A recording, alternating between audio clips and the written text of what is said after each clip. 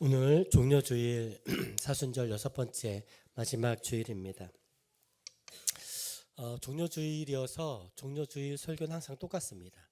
사복음서에 종료주일 나귀 새끼를 끌고 와서 타고 예루살렘 성에 입성하시는 예수님의 모습. 그래서 보통 설교할 때 순종에 관해서 또 헌신에 관해서 설교를 하죠. 15년 설교하면서 이렇게 그 종료주일 때마다 같은 본문으로 이렇게 설교할 때도 있었고, 또 다른 본문으로 설교할 때는 그 본문에 맞게끔 설교하느라고 건너뛴 적도 있었는데, 지난해 설교를 보면서 지난해 누가복음 19장 28절에서 40절까지 제가 설교했었거든요. 근데 설교를 보면서 그 뒤를 조금 더 설명하면 좋겠다라는 생각이 좀 들었습니다. 그래서 오늘 설교는 종료주일 그 들어오시는 예루살렘으로 입성하시는 예수님과 그 이후의 일들을 조금 더 이어서 설교하는 시간을 갖도록 하겠습니다. 종료주일에 예루살렘에 입성하시는 예수님을 봅니다. 거리에서는 사람들이 환호하는 사람들이 인파가 가득하죠. 그들이 외치는 소리는 딱 하나입니다. 호산나 호산나. 호산나, 우리 찬양 많이 알죠? 호산나, 옛날에 막 엄청 많이 불렀던 찬양. 그 호산나라는 말의 뜻은 하나님 우리를 구원하소서, 하나님 이 땅을 고치소서라고 하는 뜻입니다. 굉장히 유쾌하게 막 그 찬양을 경쾌하게 불렀었는데, 실상 그 불렀던 찬양의 뜻은 우리를 구원해 달라는 간절한 갈망이, 이 땅을 회복해 달라는 간절한 치열하고 간절한 갈망이 묻어 있는 그들의 외침이었던 것입니다. 수많은 사람들이 외치죠. 그런데 알고 있듯이 이들은 곧바로 배반하는 자들이 되고, 또 그들 가운데 한 무리는 예수님을 잡아 죽이려고 하면서 예수님을 위협했던 무리들도 있었습니다. 보통 설교할 때 제자들, 무리들, 예수님을 위협했던 사람들에 관해서 설교를 하는데, 제가 이렇게 그 말씀을 묵상하면서 드는 생각 가운데 하나는, 어떠셨을까? 예수님은 수많은 사람들이 각자의 목적, 각자의 동기를 가지고 예수님을 대합니다. 그분이 우리의 임금이 되실 수 있으면 좋겠다. 저 녀석이 사라졌으면 좋겠다. 상반되는 목적들이 여기저기서 드러나는데, 그 인간의 군상들이 한꺼번에 수많은 사람들이 모이고 한꺼번에 그 많은 사람들의 욕망이 뿜어져 나올 때 예수님 분명히 다 알고 계셨거든요. 그런 인간의 군상들, 인간의 욕망들이 흘러넘치는 것들을 관통하시는 예수님은 어떤 마음으로 그 시간을, 그 사람들을 응대하시고 또 거절하시고 또 하나님의 일들을 어떻게 감당하셨을까라는 생각이 들었습니다. 그래서 오늘 설교는 여기에 나와 있는 본문들을 좀 설명하는, 좀 짧게 설명하는 장면들을 가지고 예수님께서 어떤 마음으로 그 일들을 감당하셨을지를 한번 생각하면서 하나님의 말씀, 특별히 이 사순절의 마지막인 종료주일, 고난주니까 이제 시작되어지는데, 예수님의 그 예루살렘의 입성의 장면을 보면서 우리가 예수님의 그 모습들을 보며 우리의 삶을, 우리의 믿음을 좀 건강하게 돌아봐야 될 모습들을 가지고 한번 함께 고민하며 말씀 가운데 들어갈 수 있으면 좋겠습니다. 본문을 좀 설명하도록 하겠습니다. 여기서 예수님을 기뻐하면서 환영하는 사람들의 모습이 나오죠. 37절 한번 보여주시겠어요? 같이 한번 읽어보십시다. 시작.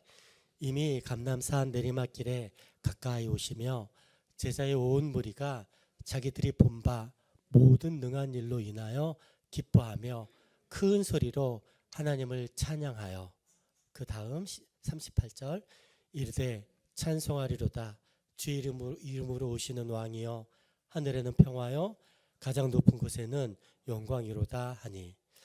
제가 이 본문을 1년에 한 번 하는 본문이 있기 때문에 이렇게 또 설교해도 되는데, 제가 이 본문을 좀 비껴가면서 이걸 가지고 조금 더 이어서 설교하는 이유는, 요즘 요한복음을 묵상하고 그 큐티하고 있죠. 이미 요한복음의 수요 기도회 때 이 종려주일에 관한 이야기를 굉장히 자세하게 설교를 했었습니다. 그래서 굳이 또 할 필요 없겠다라고 하는 생각에 이 부분을 조금 비껴가지만 이 부분 나와 있는 부분도 좀 간단하게 좀 한번 보도록 하겠습니다. 수많은 사람들이 와서 예수님을 찬양합니다. 예수님을 환영합니다. 그리고 그 예수님을 환영할 때 어떻게 환영했냐면 주의 이름으로 오시는 왕이요. 구약에 나오는 메시아, 주님이 보내신 심부름꾼, 하나님의 뜻을 이룰 구원자. 근데 그분을 구약에서도 왕으로 표현하거든요. 스가랴 9장 9절에 예수님을 너희에게 내가 왕을 보내리니 라고 하는 표현이 나오는데 그들은 분명히 알고 있었습니다.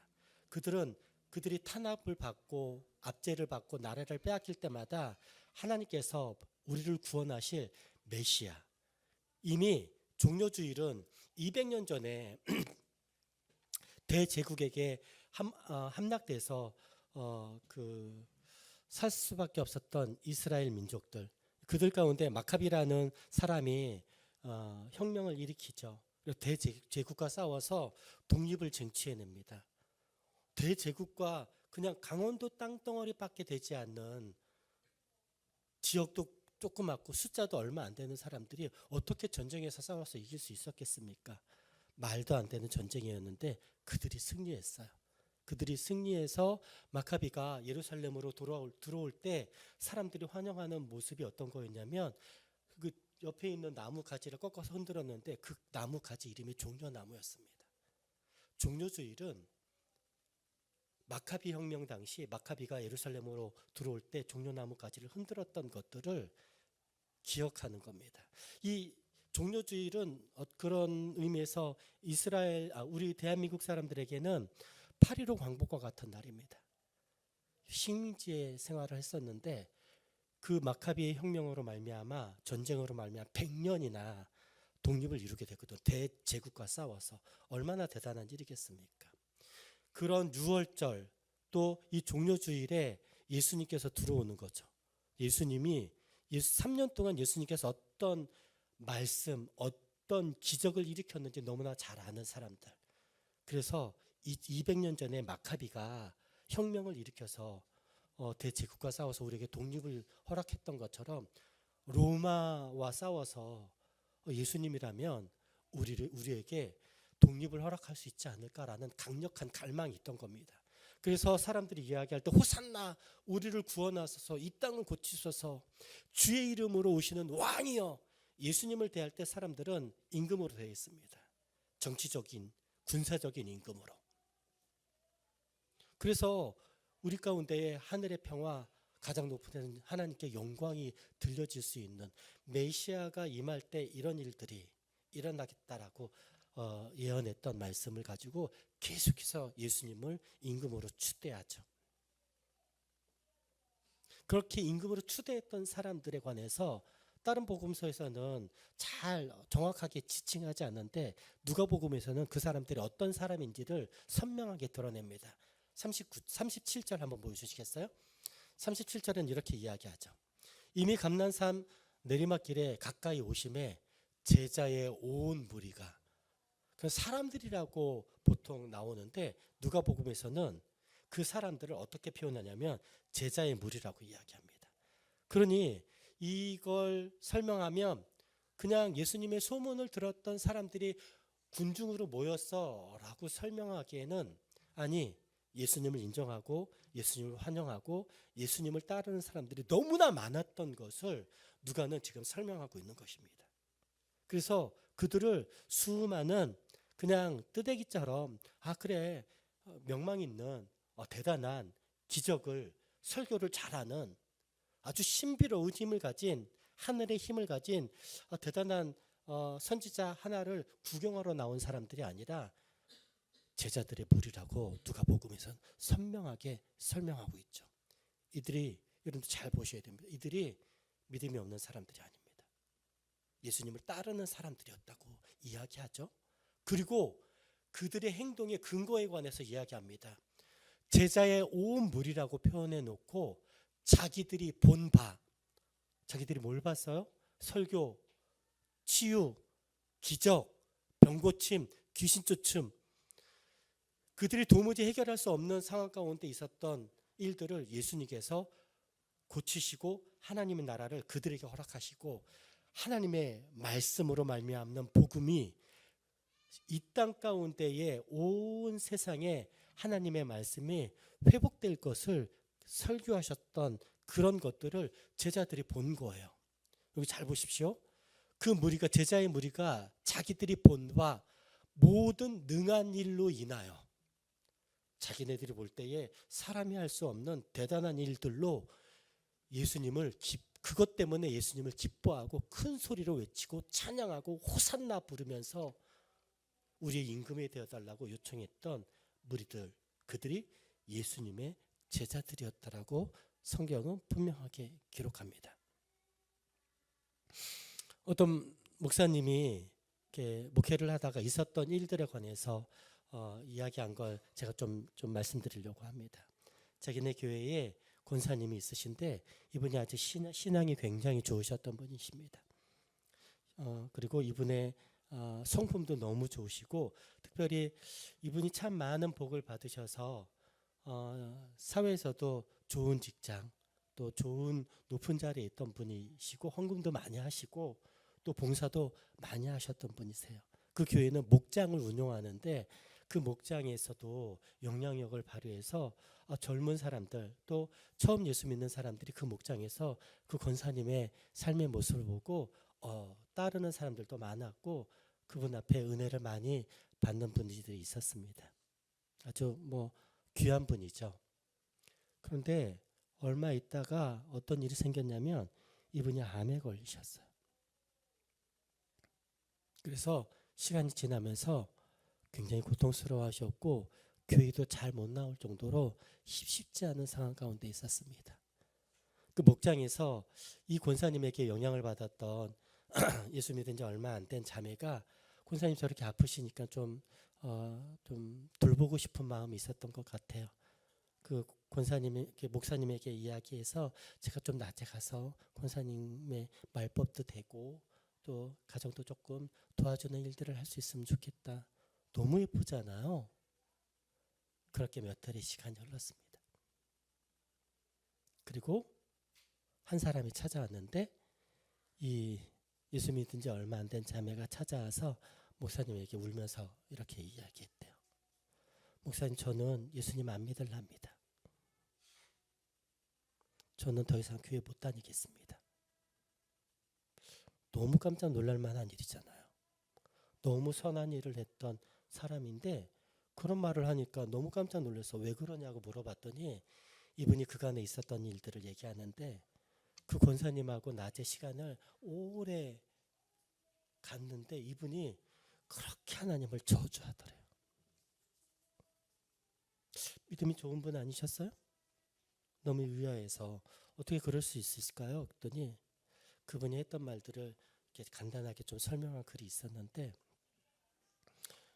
하나님이 분명히 복 주셔서 예수 믿게 하시고 하나님이 복 주셔서 이 땅에서 높은 자리에 월급도 안전하게, 하나님 복 주셔서 받은 은혜가 많아서 제가 교회에서 얼마나 헌금도 많이 하고 얼마나 많이 봉사했습니까? 그런데 기껏 이 암 하나 하나님 못 고쳐주십니까? 그런 하나님을 제가 신뢰할 수 없습니다. 그래서 하나님을 저주하면서 그런 하나님 믿을 수가 없다는 이야기를 이 젊은 예수 믿은 지 얼마 안 된 자매에게 그냥 쏟아놓은, 화살처럼 막 쏟아놓은 거예요.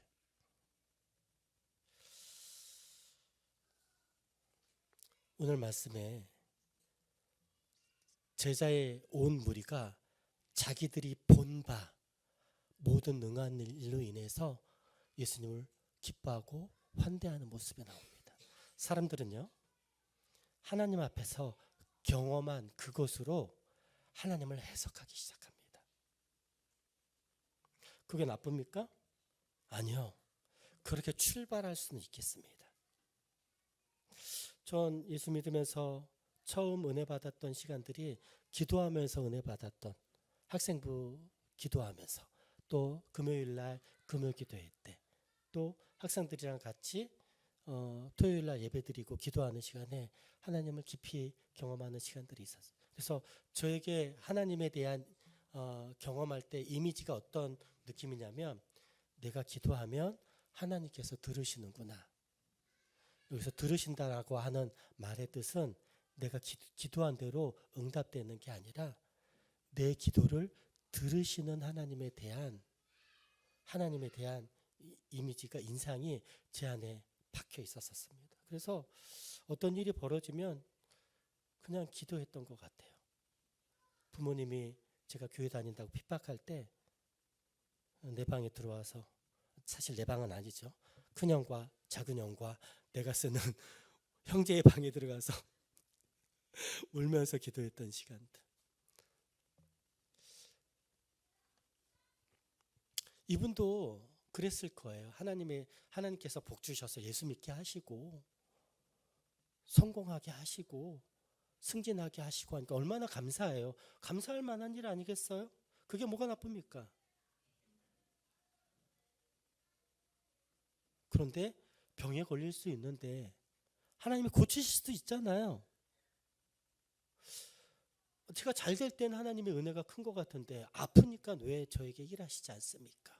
라는 서운한 마음 때문에 하나님에 대한 믿음을 거두어들인, 더 이상 교회에서 그의 모습을 볼 수 없었다고 하는 그 목사님의 이야기가, 제가 오늘 설교하는데 그 권사님의 얘기가 굉장히 많이 떠오르게 됐습니다. 여러분, 사람들은요, 자기들이 본바로 하나님을 해석하고 평가하는 일들이 있습니다. 나 잘못된 것 아니죠. 이 권사님의 이야기를 하면서 들었던 말씀이 있는데요. 욥기 말씀을 한번 보도록 하십시다. 욥기 1장 8절 말씀. 밑에 있어요. 욥기 그거는 그 욥기 1장 8절 말씀. 또 없어요? PPT가 조금 섞였나 보다. 그러면 제가 말씀을 읽도록 하겠습니다. 1장 9절 말씀. 그래요. 제가 지금 숫자를 착각했네요. 오케이. 그래요. 같이 봅시다. 제가 읽을게요. 8절에는 하나님께서 이렇게 이야기합니다. 제가 감기가 걸려가지고 약간 정신이 없어요. 감기 탓을 조금 합시다. 이럴 때 핑계거리가 있어서 얼마나 다행인지 모릅니다. 8절에는 이런 말씀이 나옵니다. 사탄에게 하나님이, 얘야, 이 땅에서 아주 믿음이 좋고 순결한 욥을 보았느냐. 하나님이 자랑할 만한 사람이었죠. 하나님이 그렇게 말하는 것을 들었던 사탄이 이렇게 이야기합니다. 사탄이 여호와 하나님께 대답하여 이르되, 욥이 어찌 까닭 없이 하나님을 경외하리이까. 이유가 있을 겁니다. 그냥 하나님을 믿는 사람은 없어요. 하나님. 10절 같이 읽어볼까요? 시작. 주께서 그와 그의 집과 그의 모든 소유물을 울타리로 두르심 때문이 아니니이까. 주께서 그의 손으로 하는 바를 복되게 하사 그의 소유물이 땅에 넘치게 하셨음이니이다. 그래서 하나님 믿는 거 아닙니까?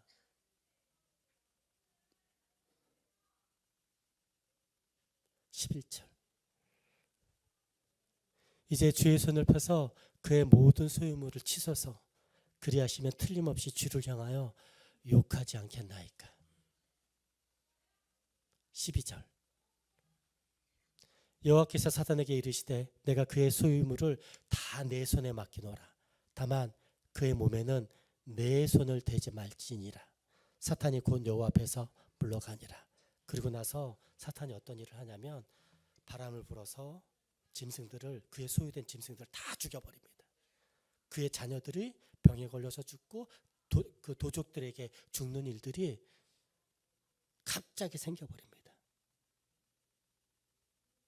1장을 잘 보시면 그의 아내가 이야기하죠. 차라리 하나님을 저주하고 죽으라. 여태까지 누렸던 수많은 것들이 있는데 그 일들이 한꺼번에 사라져버린 것이죠. 그의 말씀, 그 다음 말씀 보여주시겠어요? 그거 혹시 안 됐나요? 그러면 욥이 그래요. 2장 시작. 그의 아내가 그에게 이르되 당신이 아직도 자기 온전함을 굳게 지키느냐 하나님을 욕하고 죽으라. 10절 말씀을 좀 주목해서 볼 수 있으면 좋겠습니다. 시작. 그가 이르되 그대의 말이 한 어리석은 여자의 말 같도다. 우리가 하나님께 복을 받았은즉 화도 받지 아니하겠느냐 하고 이 모든 일에 욥이 입술로 범죄하지 아니하니라.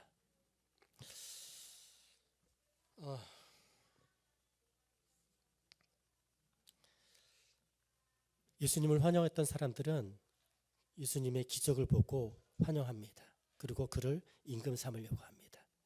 근데 시간이 얼마 지나서 예수님의 분명히 제자들이라고 했는데 이 사람들은 다 배반한 사람들이 됩니다. 그리고 예수님을 향하여 십자가에 못 박으라고 이야기하는 사람들이 되죠. 제자들 가운데 하나는 자살하고 예수님을 팔고 자살하고 10명은 다 도망갑니다. 그래서 요한복음에 나올 때에 너희들이 다 떠나고 내게는 아무도 남지 않게 하나도 남지 않게 될 것이다라고 예수님께서 말씀하시죠. 우리가 예수님을 믿으면서 믿는 이유 가운데 하나는 마치 사단이 얘기한 것처럼 하나님이 복 주셔서 세상에서 잘 되니까 예수 믿는 거 아닙니까? 라고 비아냥거리는 사단의 말을 들을 때가 있습니다. 우리가 잘 될 때는 무슨 소리야? 나 이거 없어도 하나님 잘 믿어. 난 하나님을 사랑해. 인생을 살다가 잘 되는 때가 있는가 하면 잘 되지 않는 때가 반드시 있습니다. 여러분 주변에 그 친구들이나 동네에 있었던 일들 기억나시지 않습니까? 아주 잘 나갔었는데 아빠 사업이 한꺼번에 무너진 사람들. 그래서 텔레비전에 냉장고에 여기저기에 빨간 딱지가 붙어있는 사람들. 그게 남의 얘기인 줄 알았는데 우리 집 얘기가 되기도 했던 사람들. 여러분들 그때에 그런 때에도 하나님을 믿는 믿음을 지키는 게 지금 잘 되고 있을 때 나 그게 없어도 하나님을 믿을 거야 라고 하는 말이 유효할까요? 이건 가봐야 합니다.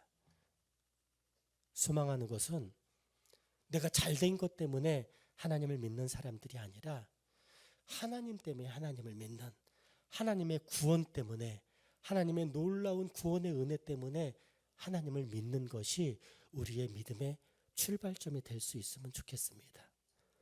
근데 성경은 19장 37절 거기에 보면 그들은 제자의 무리들은 자기의 본바 때문에 예수님을 환영하는 사람들이 있습니다.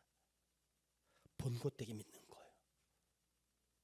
그 능력 때문에 그 기적 때문에 예수님을 믿는 사람들입니다. 그 기적이 다 사라진다면 그들은 어떻게 될까요? 예수님을 십자가에 못 박으라고 이야기했던 예수님을 배반하는 사람들이 되죠. 사순절을 또 이 종료주의를 맞으면서 제가 여러분들한테 부탁하고 싶은 건 인생에 잘 되는 때를 살고 있다면 감사하십시다. 근데 인생 가운데 조금 바람이 풍랑이 불어서 어려움의 때가 있을 때 혹시 우리는 하나님 나한테 왜 이러지? 그렇게 생각하지 않았으면 좋겠습니다. 욥기에 보면 하나님께서 사단에게 뭐라고 표현하냐면 그를 너의 손에 양도하겠다라고 이야기합니다. 근데 이 표현은 너무나 재미난 표현인데요. 하나님이 온 세상을 창조했을 때는 하나님의 나라였었습니다. 그런데 이곳에는 하나님도 인정하고 하나님의 말씀의 창조의 질서가 완전히 작동되는 것이었죠. 그런데 아담의 타락 이후로 세상이 하나님을 인정하지 않고 하나님의 말씀도 받아들이지 않죠. 그래서 우리는 그 세상을 뭐라고 표현하냐면 깨어진 세상이라고 이야기합니다. 하나님이 욥을 사단에게 그 소유권을 양도합니다. 이게 바로 세상이 이 땅 가운데 하나님의 말씀을 인정하지 않는 깨어진 세상. 여러분, 욥이 사단의 손에 들어간 것처럼 우리가 사는 이 세상은 하나님의 나라가 아니고요. 예수를 믿으니까 하나님의 나라 안에서 살지만 우리가 지금 이 두 다리를 땅에 딛고 사는 이 세상은 깨어진 세상이라는 것을 잊어먹을 때가 있어요. 그렇지 않아요. 여러분, 하나님의 나라를, 예수님을 믿기 때문에 하나님 나라 안에 있는 건 사실이지만 여전히 우리의 두 발은 여전히 깨어진 세상에서 살고 있다는 걸 잊지 말아야 됩니다. 우리는 아담처럼 완전한 하나님의 나라 가운데 살지 않고요. 하나님 나라 가운데 살고 있지만 불안정한 하나님 나라에 살고 있습니다. 하나님의 나라에도 속해져 있고 이 깨어진 세상에서도 속해져 있고, 그러니 우리가 경험하는 수많은 하나님을 거절하는 사람들, 우리는 하나님의 뜻대로 살려고 하지만 우리를 무시하고 우리를 폄하하고 우리를 곡해하고 우리를 핍박하는 사람들을 만나는 것, 예수 믿으면 이런 일이 없어야 되는 거 아니야? 라고 생각하는 자체가 어쩌면 오히려 이상한 생각이라는 것이죠. 왜냐하면 이 땅은 욥을 사단에게 맡겨준 것처럼 우리가 살고 있는 이 땅은 깨어진 세상이라는 걸 잊지 마셔야 됩니다.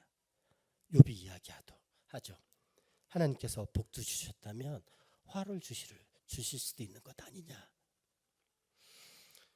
성경에서 이야기하는 진짜 복과 화는 우리가 잘 되고 안 되고의 개념이 아니라 우리가 잘 되고 있을 때 하나님을 믿는 게 복이고요.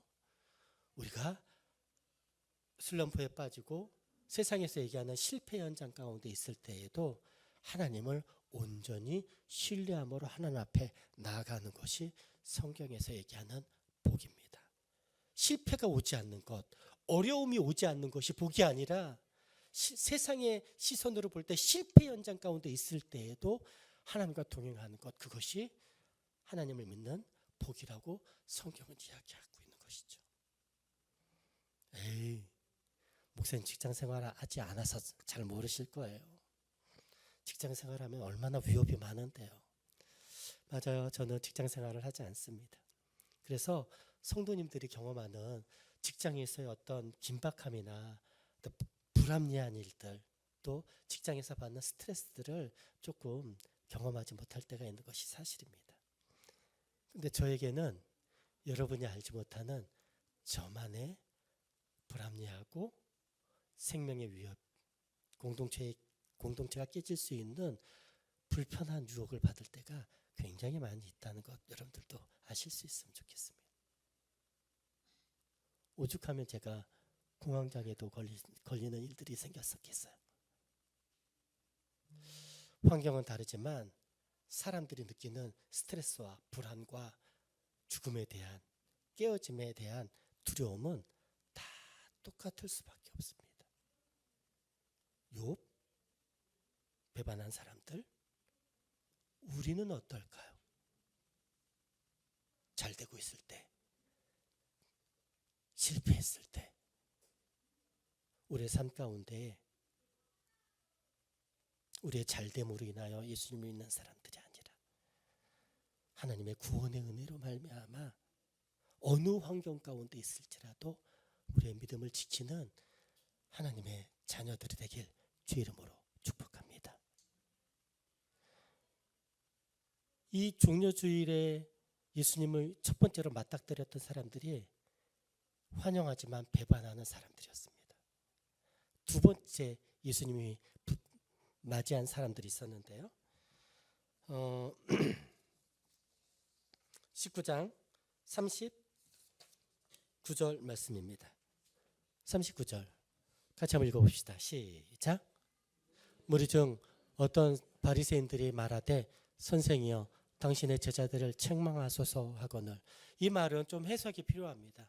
수많은 예수님의 제자들이 막 예수님을 찬양하고 환대하는 장면들이 나오잖아요. 이때는 유월절이고 그리고 또 종려주일이죠.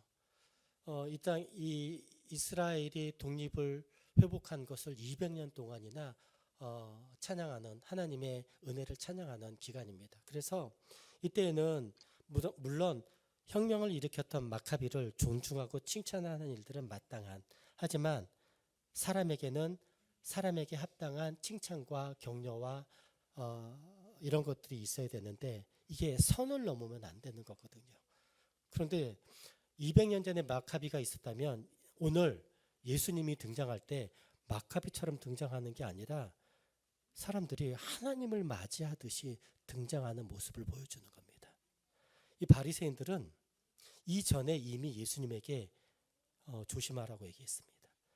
당신 내가 하나님의 아들이야 라고 하는 말을 듣고 너 신성모독이야. 그러면 죽여버릴 수 있는 겁니다. 종교재판에서. 지금 그 말이 그 뜻이에요.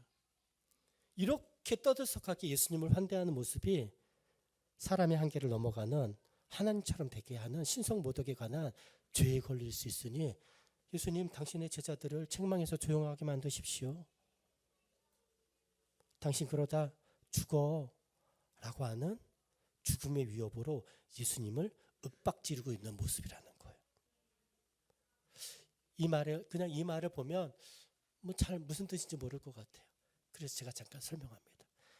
앞에 부분엔 예수님을 대단히 환대하는 사람들이 있는가 하면 뒤 부분에는 예수님을 죽여버리려고 지금 마음먹은 사람들이 예루살렘 성전에 제사장 그룹들, 바리새인 그룹들이 곳곳에 있다는 겁니다. 까딱 신호만 주면 예수님을 그것들을 우리가 예수님이 십자가에 달릴 때 재판과 십자가에 달리는 과정들이 하루 만에 그냥 끝나버리는 것을 우리가 보지 않았습니까?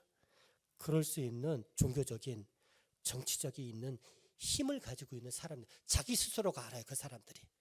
그러니 예수님에게 와서 윽박지르는 거예요. 너 그러다 죽어, 이 뜻입니다. 생각해 보십시오. 너 그러다 죽어라고 얘기하는 사람이 누구예요? 온 세상을 창조하신 하나님의 아들인 것을 얘네들은 믿지 않는 사람들입니다. 누구에게 그 말을 하고 있는지 모르는 사람들이라는 거예요. 저는 이 말에 좀 격려받을 수 있으면 좋겠습니다. 예수님이 그런 생명의 위협 가운데 노출됐을 때 예수님이 위축됐겠습니까? 사람으로서는 그럴 수 있을 것 같아요. 십자가에 달릴 때 너무나 큰 고통인 것을 알기 때문에 겟세마네 동산에서 기도할 때 아버지 할 수만 있다면 이 잔을 내게서 옮겨달라고 그렇게 이야기할 정도로 예수님도 두려움에 관해서, 아픔에 관해서, 괴로움에 관해서 피하고 싶을 정도였습니다. 참 신이시지만 참 사람이기 때문에 그 두려움은 온전히 느낄 수밖에 없었기 때문에 그럴 수 있는 것이 예수님의 인간이신 예수님의 참 모습이었습니다. 그렇기 때문에 이 사람들의 위협에 예수님도 위축될 수 있었을까요? 그럴 수도 있겠죠. 그런데 참 하나님의 아들이셨기 때문에 참심도 참 하나님의 아들, 참 인간도 두 가지 인격이 예수님 안에 있었기 때문에 그들의 위협은 큰 위협이 되지 않았을 겁니다. 근데 그들은 생각했을 거예요. 그들이 생각한 대로, 그들이 능력을 발휘한 대로 예수님을 죽여버리잖아요. 그들이 예수님을 위협할 때에 그들은 어떤 마음이냐면 내가 위협하면 그들은 예수님 무릎 꿇을 수밖에 없어라고 하는 당당한 태도가 있었을 겁니다. 권력이 아주 그냥 가득한 태도가 있었을 겁니다. 이미 2000년 전에 예수님은 그렇게 십자가에서 돌아가셨습니다. 그들은 지금 그들은 위협하고 있는 대상이 예수님은 없고 누구를 위협하고 있어요? 우리들을 위협하고 있는 거예요. 예수 믿는 것 때문에 위협을 당해 보신 적이 있으세요? 이제는 예수 믿는 것 때문에 위협당하는 것들이 흔치 않은 것 같아요. 스스로 위협을 느끼죠. 내가 예수 믿기 때문에 이렇게 이야기하면 저 사람이 나를 싫어할까? 왕따는 당하지 않을까? 저는 처음 예수 믿으면서 부모님들한테 좀 혼나기도 하고 호적에서 판단 얘기도 듣고 군대에서는 정말 우리 때는 군대가 좀 그래요. 뒤지게 맞았죠. 정말 너무 무서웠어요. 너무 맞아가지고 자살에 관한 이야기까지 할 정도로 생각할 정도로 그런 일들이 있었던 것 같습니다. 생각해 보면 여러분 인생 가운데에 느끼는 위협, 불편함, 속상함, 위로움들을 느낄 때 우리가 이 땅 가운데 이 깨어진 세상에 위협을 느낄 수밖에 없는 사람으로서의 위협을 느낄 수밖에 없지만 우리가 누구의 아들이에요? 같이 한번 따라합시다. 우리는 예수님처럼 하나님의 아들입니다. 종종 잊어버릴 때가 있는데 하나님의 아들인 것을 잊어버릴 때가 있어요.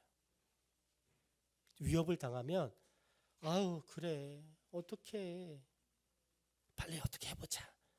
이거 어떻게 빨리 해보자. 그래서 최선을 다해서 그 일들을 해결하는 일들이 필요하겠죠. 그 일들을 해결하는 일들도 필요하지만 내가 해결할 수 없는 그 문제를 가지고 어디 앞에 나가는 일들이 필요합니까? 하나님 앞에 나가는 일들이 필요하죠. 바리새인들이 예수님을 위협할 때 예수님이 위축당하실 수도 있었겠고 위축당하시지 않는 하나님의 아들로의 신분이 있는데 이제 세상으로부터 위협을 받는 우리들이 위축당할 수 있지만 위축받을 때에 우리 마음 가운데 믿음의 눈을 들어서 내가 하나님의 아들이잖아. 내가 하나님의 딸이잖아. 라고 하는 믿음의 고백이 우리 가운데 터져 나오는 일들이 있어지길 주 이름으로 축복합니다. 여러분 그렇지 않으면 내가 잘 될 땐 그래 하나님 복 주셨어 라고 하는 말은 쉬운데 내가 정말 이런 위협과 재정의 위협들, 망해버릴 수 있는 사업의 위협들, 건강의 위협들, 생명의 위협들, 관계의 위협들이 있을 때 어떻게 그것들을 해결해 나가고 견뎌낼 수 있겠습니까? 소망하는 것은 내가 위협을 받을 때에 내 신분이 어떤 신분인지를 기억하며 하나님 앞에 나갈 수 있는 우리들이 될 수 있도록 기억하는 저와 여러분들이 되길 소망합니다. 오늘 마지막으로 이 설교의 마지막 부분을 조금 설명하도록 하겠습니다. 설교하도록 하겠습니다. 이런 환대와 이런 위협 가운데 찾아오신 예수님, 이 모든 것을 아시고도 예루살렘으로 들어오십니다.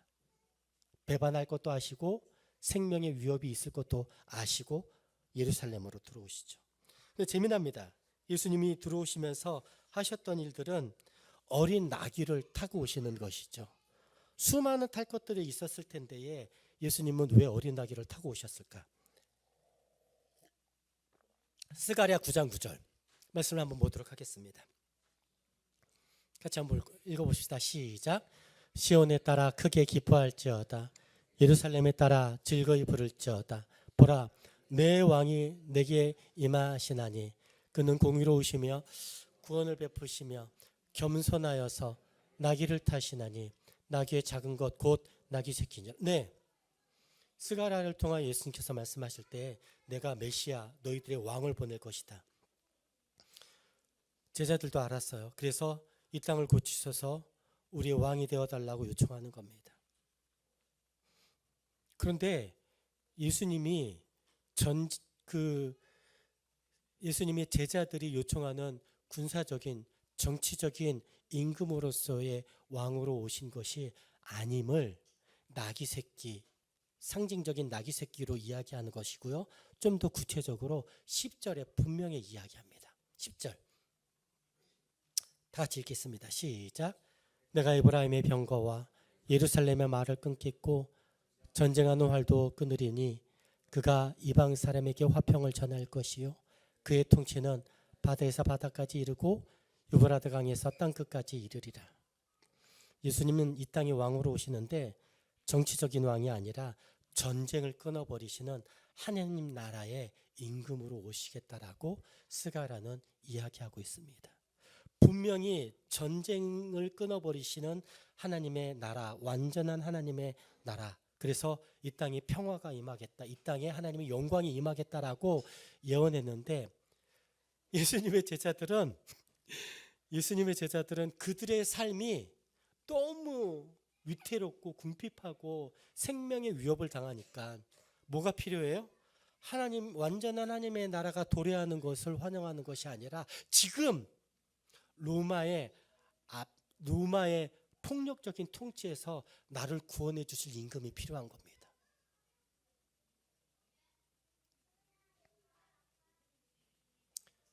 배부른 소리일까요?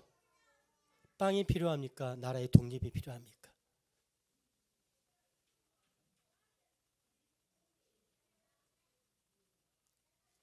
그들의 필요는 헛된 것이었습니까? 아니요. 너무나 간절한 것이었죠. 우리나라도 일제에 치하 있지 않았습니까?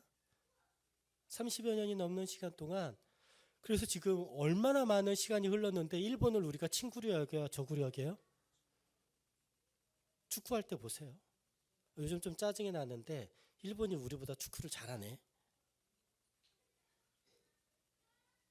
축구할 때 보세요. 전쟁을 치르는 것 같아요.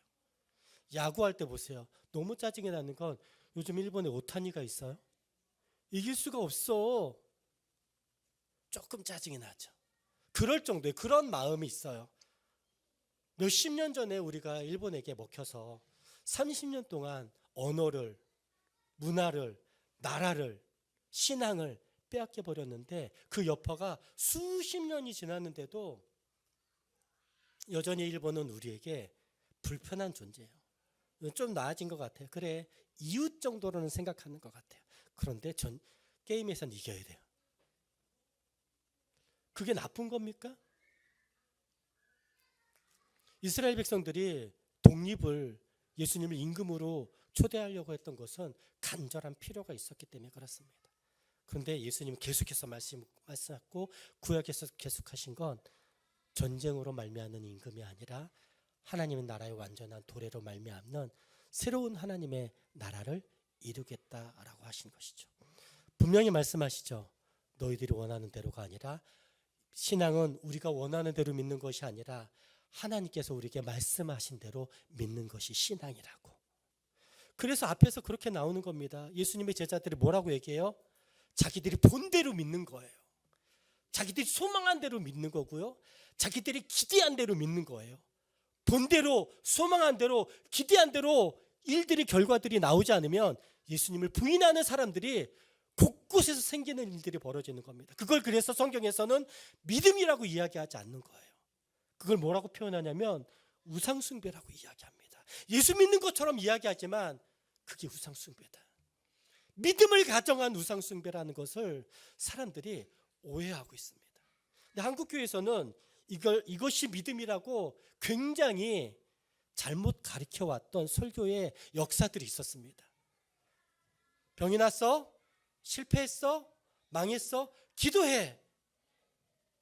여러분, 성공과 하나님의 은혜를 동일시 여기는 산업화 시대에 그런 설교들이 수십 년 동안 있었던 게 한국교회에 있었습니다. 근데 분명히 이야기하는데 이 세상에서의 성공이 하나님의 은혜가 아니에요. 왜냐하면 이 세상은 깨어졌기 때문에 그렇습니다. 완전한 하나님의 회복은 예수님이 재림할 때 오시겠지만 그 전까지는 우리가 하나님을 믿는 것으로 말미암는 믿음으로 말미암아 불완전한 하나님의 나라를 어디에서 살아요? 깨어진 세상에서 살아요. 그래서 성공이 하나님의 축복이다, 은혜다라고 완전히 동일시 여기는 건 반성경적인 태도라는 거예요. 오히려 성공이 그 사람에게 독이 될 때도 있죠. 오히려 가난이 그 사람에게 전화위복이 될 때도 있습니다. 중요한 건 성공했느냐 성공하지 않았느냐의 태도가 아니라 자기가 본 대로, 소망한 대로, 기도한 대로 그 기도가, 소망이 이루어지는 것이 좋은 것이 아니라 하나님의 말씀대로 이루어지는, 소망하는, 믿는 일들이 우리에게 정말 필요함을 이야기합니다. 예수님은 환대와 저주 가운데, 위협 가운데서도 말씀을 가지고 의연하게 그 말씀을 지키시려고 애쓰고 있는 장면, 나귀를 타고 오는 장면이 그 장면이셨습니다. 맞아, 너희들이 나를 임금으로 환영하는구나. 근데 세상 임금이 아니라 나는 하나님 나라의 임금으로 왔다라는 걸 선언하십니다. 근데 그들이 못 알아들을 뿐이죠.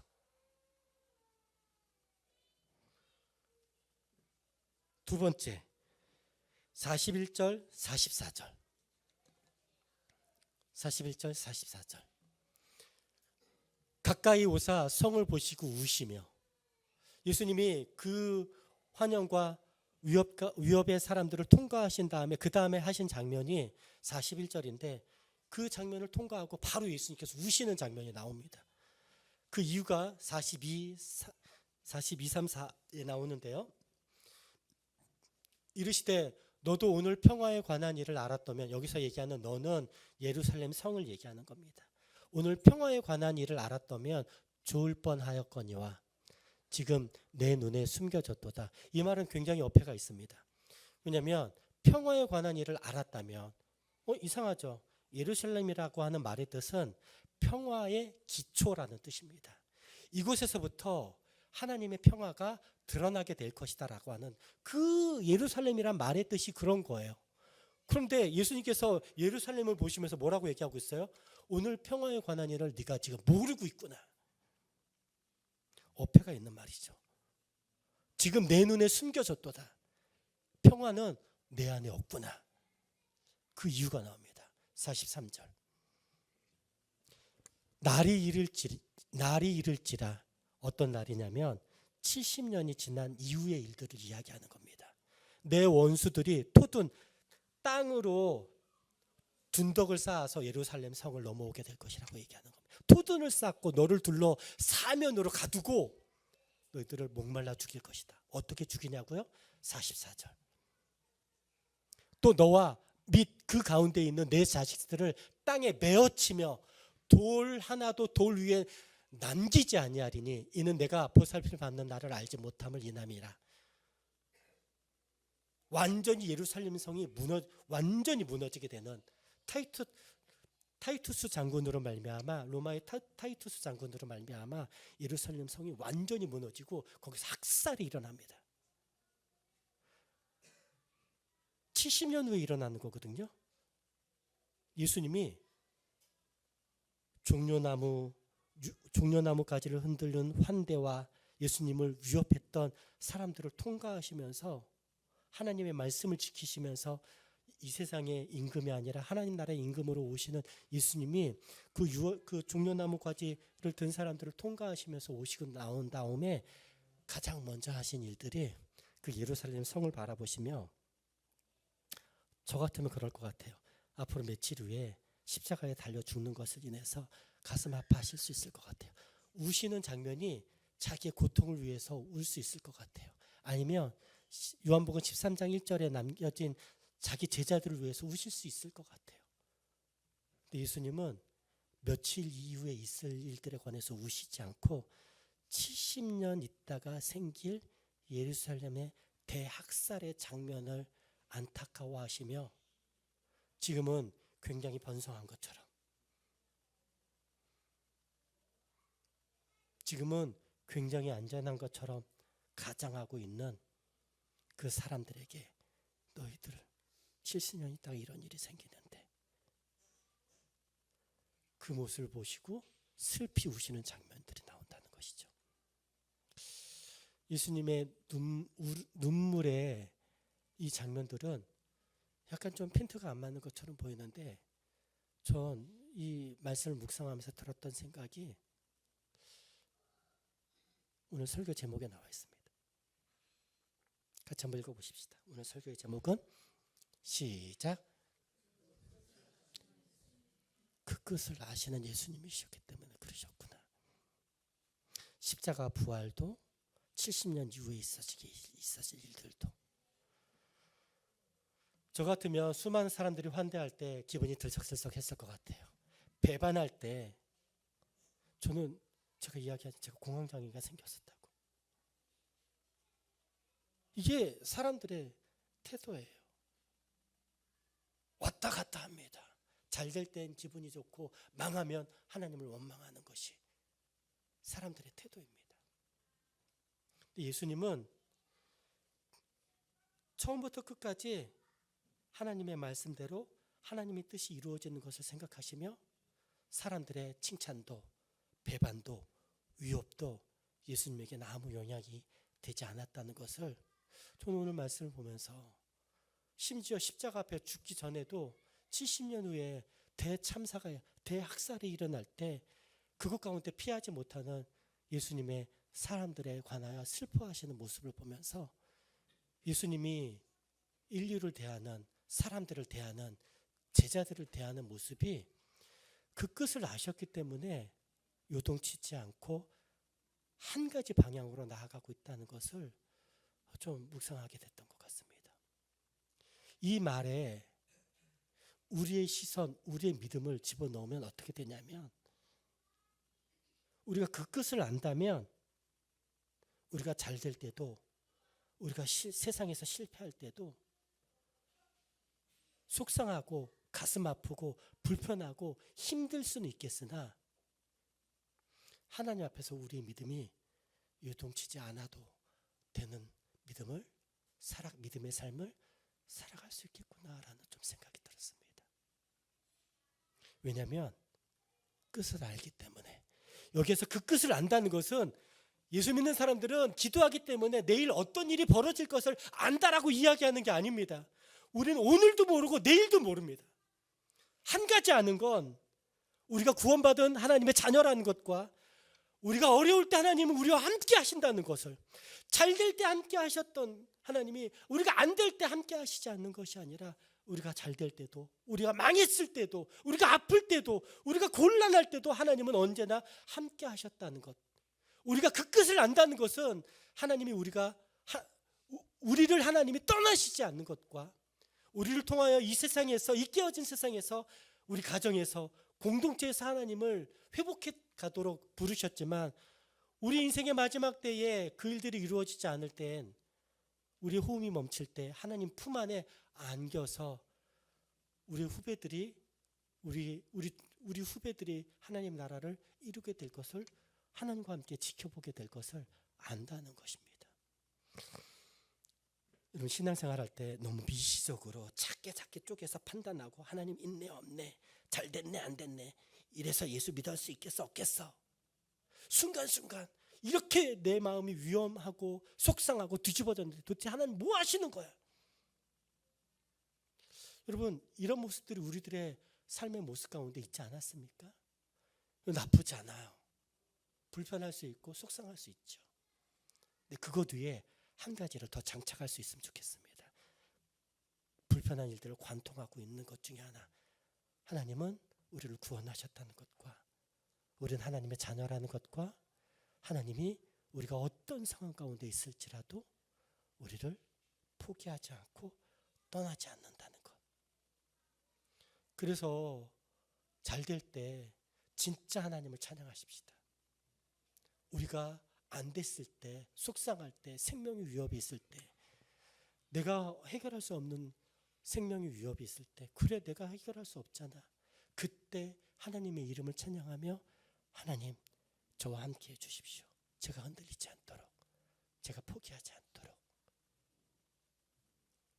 우리는 말씀을 가지고 그 끝을 알기 때문에 요동치지 않고 오르락 내리락 하지 않고 살아갈 수 있는 미시적인 믿음이 아니라 거시적인, 멀리 보는, 관통하여 보는 통전적인 시각이, 믿음의 시각이 우리 가운데 있을 수 있으면 좋겠습니다.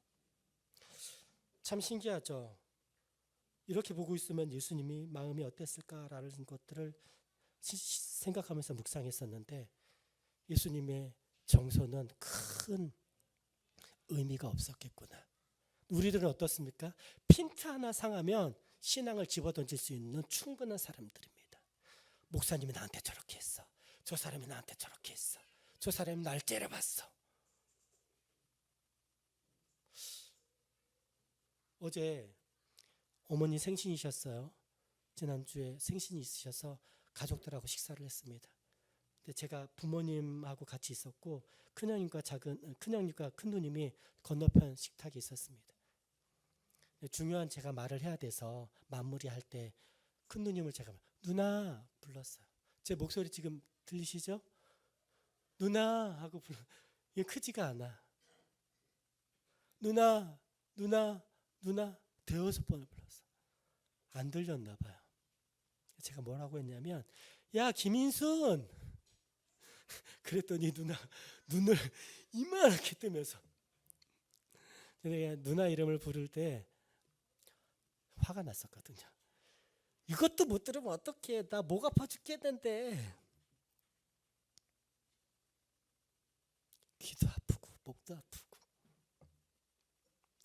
되는 일이 별로 없네. 심지어 그날 식사할 때는 무슨 일이 있었냐면, 제가 예약을 했는데 부모님을 모시고 왔는데 속상한 일이 있었어요. 제 시간에 왔어요. 그 종업원이 있어서 예약자 6시 예약자입니다. 10명이 왔습니다. 라고 했더니 이 사람이 매니저한테 갔는데 이 매니저는 저한테 인상이 안 좋았어. 그 식당에 딱 들어오자마자 저하고 눈을 마주쳤거든요. 근데 그 사람이 어떻게 행동했냐면, 나를 보더니 손님이 굉장히 많았거든요. 손님을 마주쳤으면 물어보는 게 당연할 텐데, 근데 그 매니저한테 가더라고요. 그러면서 하는 말이 뭐라고 하는데 무슨 말인지 모르겠어요. 그리고 그 매니저가 와요. 그래서 제가 문 앞에 있었고 제 뒤에 손님들이 뒤에 있었습니다. 저를 따라서 들어온 손님들 있죠. 그래서 그 매니저가 찾아왔을 때, 저는 김영은입니다. 6시에 예약했습니다. 그랬더니 이 사람이 그 소리를 들었음에도 불구하고 저를 피해서 옆으로 가는 거야. 이 사람하고 얘기해. 이 사람을 집어넣는 거야. 제가 그래서 정색하면서 이 사람한테도, 첫 번째 종업원한테도 얘기했었고, 당신이 왔을 때 당신한테도 얘기했었고, 이 사람보다 제가 먼저 왔다는 걸 제가 설명하지 않았습니까? 그랬더니 이 매니저가 저한테 뭐라고 했냐면, 그걸 제가 어떻게 알아요?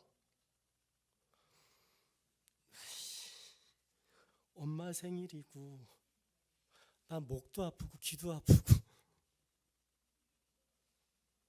나가려다가 사장이 옆에 있는 것 같아서 사장 오라고 하라고 설명했더니 사장이 죄송하다 그러더라고요. 그러면서 혼내고 일이 좀 정리가 됐습니다. 일이 잘 풀리지 않을 땐 참 화가 납니다. 불편하기도 하고. 식사하는 내내 속상한 마음이 들죠. 목사인데. 옆에서 2층에서는 저를 돕는 종업원들이 한참 얘기를 하죠. 그리고 죄송하다고. 내려갔는데 그 사장이, 식사 다 끝나고 내려갔는데 사장이 있길래 제가 그 사장 손을 잡고 얘기했어요. 그 매니저한테 너무 뭐라고 하지 말아달라고. 바빠서 그런 것 같다고. 그리고 이 일들 때문에 종업원들한테 뭐라고 하지 말아달라고 이야기하고, 너무 화가 났지만 저도 이 일들 때문에 다른 컴플레인 걸지 않겠다고. 인생을 살면서 잘 될 일도 있고 여러 가지 일들이 생길 수 있죠. 마땅히 우리의 권리를 이야기할 때도 있을 때가 있을 것 같습니다. 여러분, 속상할 때, 힘들 때, 당황될 때 불편할 수 있지만 우리가 어떤 사람인지 잊지 않았으면 좋겠습니다. 그리고 화냈다면 실수했다고 이야기하면 되는 거고, 미안하다고 이야기하면 되는 건데, 우리의 삶의 모습 가운데 당황됐을 때, 힘들 때 질러버리고 나서 그걸 거둬들이지 않는 우리의 자존심들, 여러 가지 생각이 나는 토요일 저녁이었던 것 같습니다. 오늘 말씀을 들으시면서 여러분들에게 좀 부탁드리고 싶은 건, 너무 하나하나에 마음 쓰면서 우리의 신앙을 대입하지 않아도 되겠다. 멀리 보면서 그 끝을 아는 사람들처럼 행동하면 좋겠다라는 말씀을 마지막으로 한 번 더